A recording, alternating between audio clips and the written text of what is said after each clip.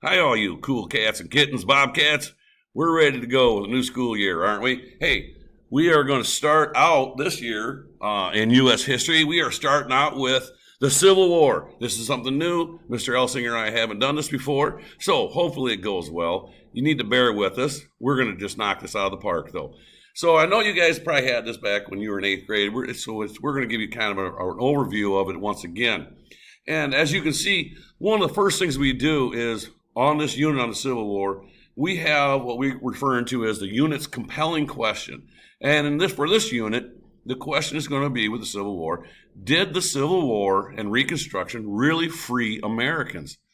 So hopefully as we go through the unit on the Civil War, there may be times where you're going to say your answer might change. At sometimes you're going to think, no, it didn't. Sometimes you think, well, maybe it did. And at the end of the unit, we're going to take a look back onto that compelling question, as well as going through the unit. We'll refer back to that compelling question of, did the Civil War and Reconstruction really free Americans?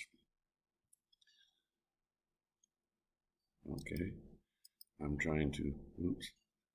All right, sorry about that.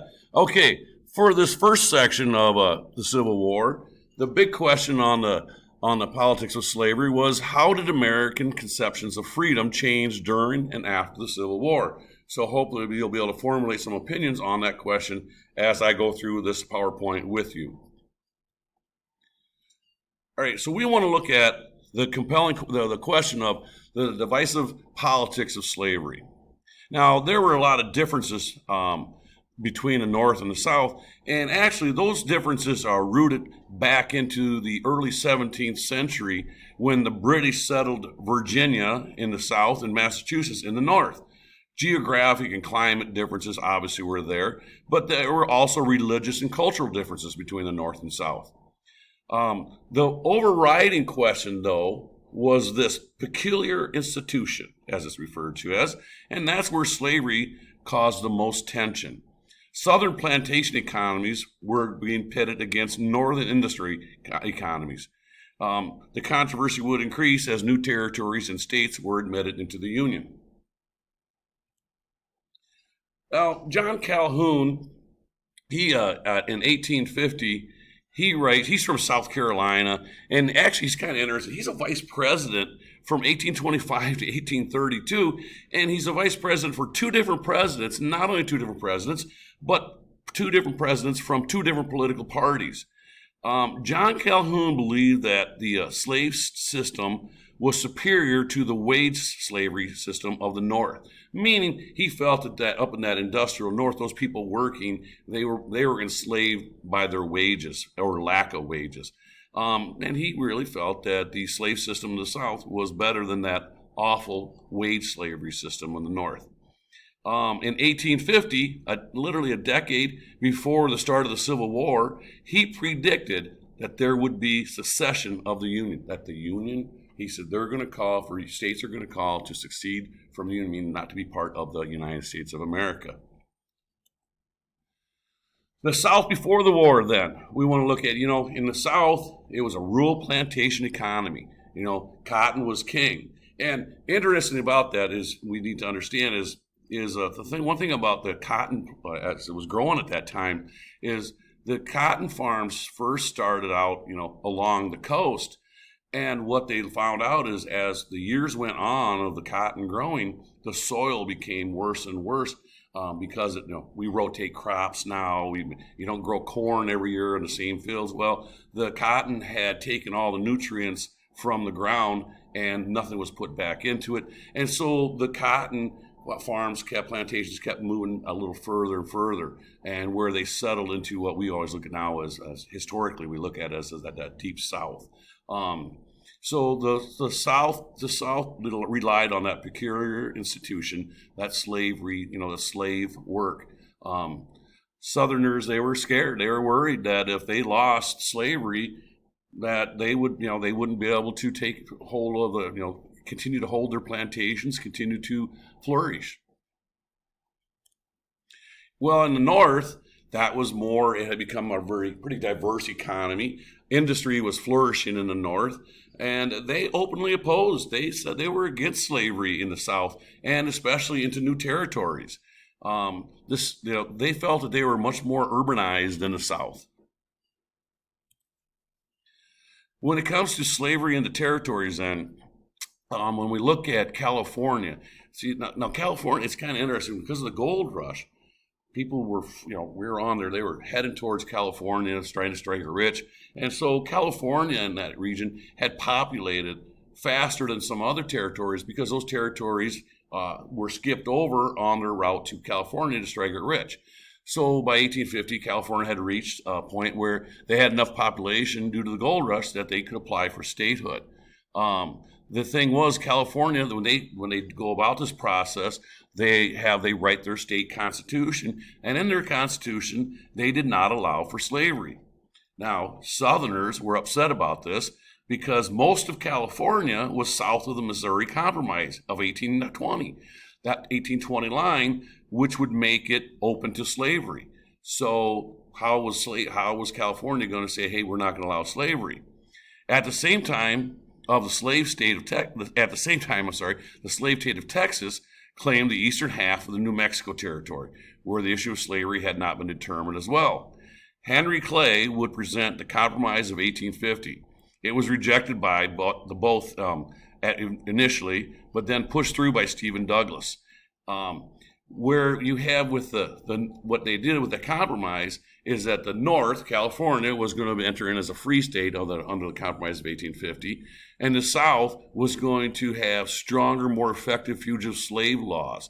Now, that Fugitive Slave Act was where slaves were, if you were you could not be, you couldn't come into a slave, you weren't going to be a free slave, and you were under strict law, you were not a citizen, you were told to go back. If you were harboring slaves, you were getting in trouble, and fine. We'll talk more about that in a little bit. But it also pushed for popular sovereignty for the New Mexico and Utah territories.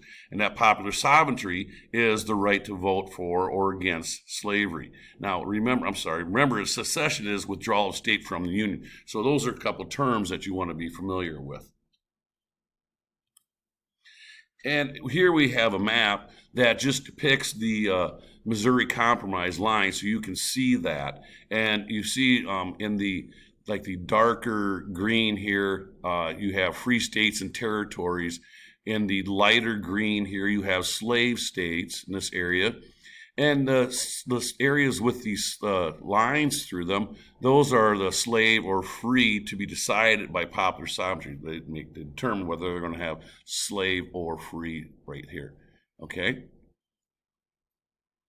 Oh, I should point out, and so here's with this line, if you extended that line, you can see where that line, much of California, was in the South, so that's why Southern people were more upset about California trying to enter in as a free state. And as I was talking about before, under that Fugitive Slave Act, by law, runaway slaves were not entitled to a trial by jury. As it says, anyone that helped these slaves escape, they could be jailed up to 6 months and fined up to $1,000. Northerners were upset. They did not like the Fugitive Slave Act. Obviously thought it was way too harsh. And they would often themselves try to help slaves to get out, to escape. And one of the more famous systems of this was the Underground Railroad. This was where escaped slaves would, they find it was dangerous, and they meant traveling on foot at night, and they would go about these routes that were established for them to leave the South. Now, you have to keep in mind that most slaves, the only area they knew was their plantation. They hadn't traveled very far outside the plantation, if ever at all. And so they were oftentimes, that was a big barrier for them because they didn't know the area. So they were really they were left to the mercy of people to help them. As time went on, African Americans and white abolitionists developed this secret network of people who would hide the fugitive slaves. They were often referred to as conductors. These are people that would hide runaways in tunnels, and they'd hide them in secret cupboards where, it was like you thought the cupboard only went back this far and there was a secret door there, and they would keep them there. So whatever they could do to help the slaves out.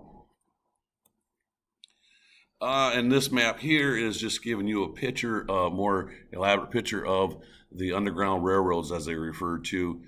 You can see the free states in the lighter area and the slave holding states in the darker areas. And then the white arrows are the major routes of escape for the slaves.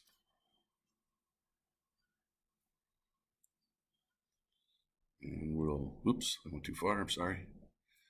One of the famous conductors, as you may say them, is Harriet Tubman. And she was an escaped slave herself, and she vowed, she said, I am going to help these others to do the same. So she put her life at risk, going into these routes and bringing slaves out of the South. Not just that fact that she could be killed, but she could be taken and made a slave again herself. She made 19 trips back to the South and freed, they estimate, over 300 slaves, including her own parents. And I'm sorry, but I wanted to mention also another lady in this is Harriet Beecher Stowe, and writes the Uncle Tom's Cabin, and that becomes a very popular book in the sense of it. She depicted the cruelty and the immorality of slavery in the South, and people were able to read and begin to understand more and more about the unjust of the slavery system in the South. So tensions continue. We move into this Kansas-Nebraska territories, and Stephen Douglas, he pushes for popular sovereignty, meaning that area that Kansas territory should have the right to choose whether to be slave or non-slave.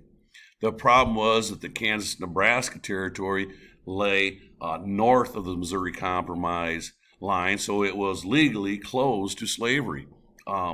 After Stephen Douglas works to pass the Kansas-Nebraska Act in 1854, Kansas then would vote to decide on whether slavery would be legal or outlawed.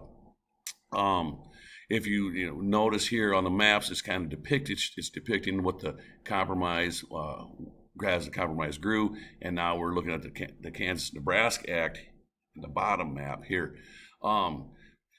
So as this area was popular sovereignty was opened up to those territories, obviously people then were the race, as they referred to as the race was on, to get people into that state to vote. And if you wanted that state, Kansas, to be a free state, you wanted as many people in there that were in favor of free state to vote for it. If you were, that'd be for an abolitionist. If you were in favor of slavery, you would try to get as many people into that state to vote for slavery.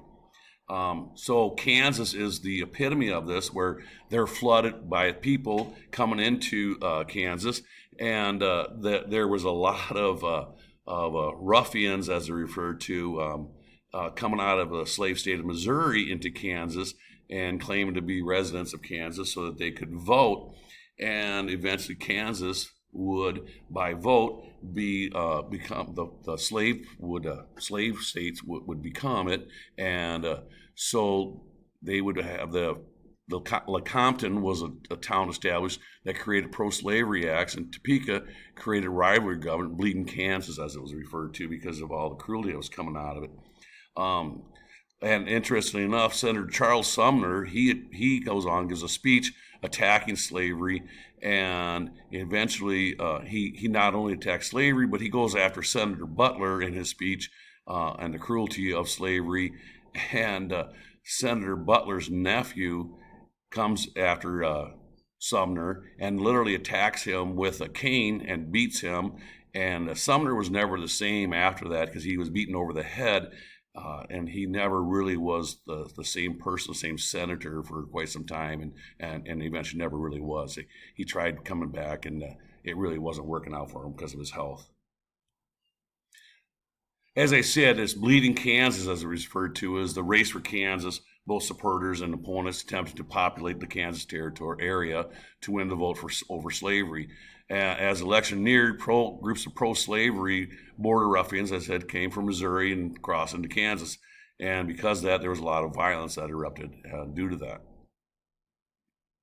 Finally, after years of fighting, Kansas is admitted as a free state because of the argument over the whole voting system, that they called it illegal. Now, new political parties started to emerge. You had the